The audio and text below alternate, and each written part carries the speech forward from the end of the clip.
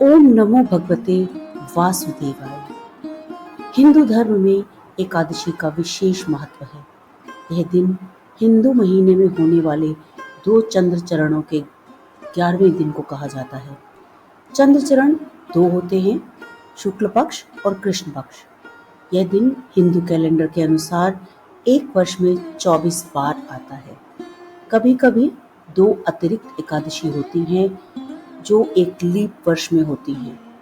प्रत्येक एकादशी के दिन विशिष्ट लाभों और आशीर्वादों को प्राप्त किया जाता है, जो विशिष्ट गतिविधियों के प्रदर्शन से प्राप्त होते हैं। भागवत पुराण में भी एकादशी के बारे में बताया गया है। भाद्रपद माह में आने वाली एकादशी को परिवर्तनीय एकादशी कहा जाता है। परिवर्तनीय एकादशी के दिन भगवान विष्णु के वामन अवतार की पूजा करने से माँ लक्ष्मी की कृपा प्राप्त होती है। घर में अन्न, धन और खुशहाली की कभी कमी नहीं होती। परिवर्तनीय एकादशी की पवित्र कथा का श्रवण करें। एक बार भगवान श्री कृष्ण ने कहा, हे धर्मराज, जो स्त्री पुरुष भादो मास के शुक्ल पक्ष की परिवर्तनीय एकादशी के दिन भगवान विष्णु के वामन रूप की पूजा अर्चना करते हैं, वे सर्वत्र वंदनीय होते हैं। कमल नयन श्री विष्णु भगवान का कमल पुष्प से पूजन किया जाता है।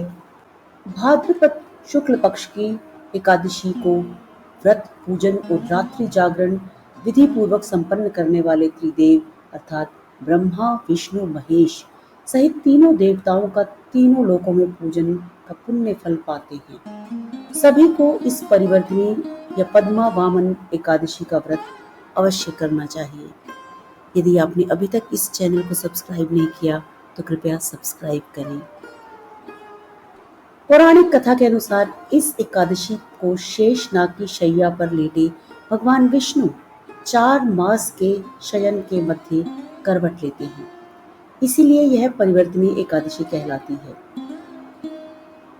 भगवान श्री कृष्ण के वचन सुनकर युधिष्ठिर ने जिज्ञासा प्रकट करते हुए प्रश्न किया, हे मधुसूदन, संपूर्ण सृष्टि का संचालन करने वाले भगवान विष्णु किस प्रकार सोते और करवट लेते हैं? किस तरह राजा बलि को वचन में बांधा और वामन रूप रखकर क्या क्या लीलाएं की? हरिशयनी एकादशी के बाद विष्णु भक्त का क्या कर्तव्य होता है, यह सब कृपया विस्तार पूर्वक कहिए।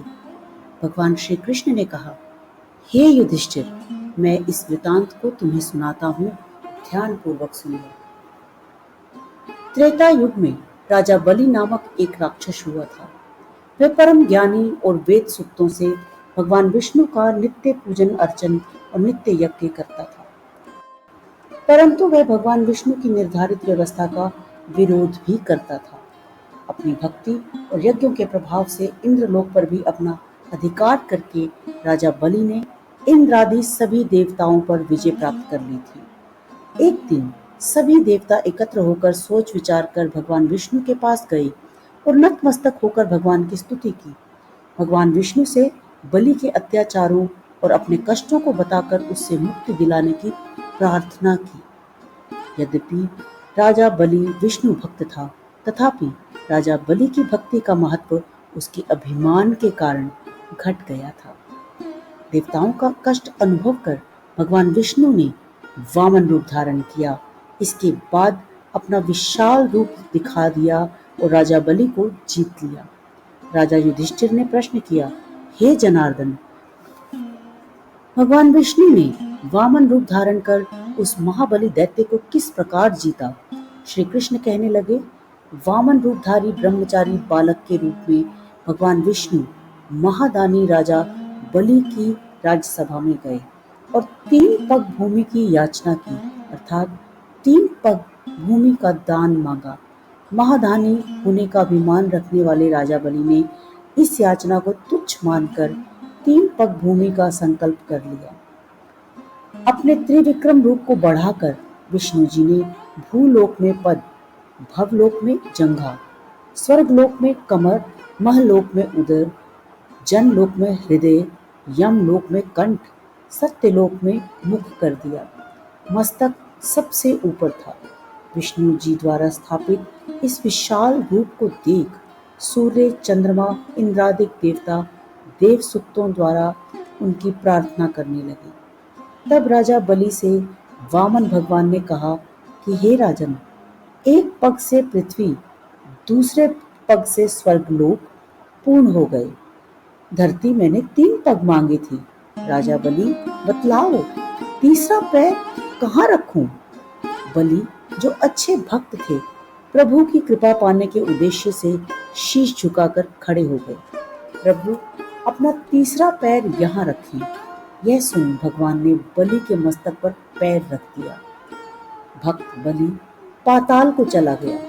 फिर भक्त बलि की विनती और विनम्रता को देख भगवान विष्णु ने वरदान देकर कहा कि हे बलि, मैं सदैव तुम्हारे निकट ही पाताल लोक में ही रहूंगा।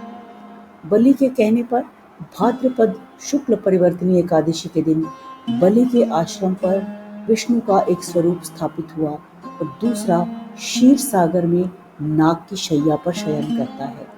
हे राजन, इस एकादशी को भगवान शयन करते हुए करवट लेते हैं, इसलिए तीनों लोकों के स्वामी भगवान विष्णु का इस दिन पूजन करना चाहिए। तांबा, चांदी, चावल और दही का दान करें। दान करने में अभिमान हो जाने पर भगवान से क्षमा मांगनी चाहिए। जो विधि पूर्वक इस एकादशी का व्रत करते हैं, वे पापों से मुक्त होकर यश पाते हैं। यह कथा श्री स्कंद पुराण में वर्णित है। इस दिन ककड़ी का सागार लेना चाहिए। खीरा, केला, सेब आदि फल तथा दूध दही ले सकते हैं। श्रीमन नारायण नारायण नारायण, लक्ष्मी नारायण नारायण नारायण, श्रीमन नारायण नारायण नारायण। यदि आपको यह वीडियो पसंद आई हो तो लाइक के आइकन को प्रेस करें। कमेंट बॉक्स में ओम नमो भगवते वासुदेवाय लिखें और आगे भी चैनल से जुड़े रहने के लिए कृपया चैनल को सब्सक्राइब करें। माँ लक्ष्मी और भगवान विष्णु की असीम कृपा आप सभी पर सदैव बनी रहे। जय श्री हरि।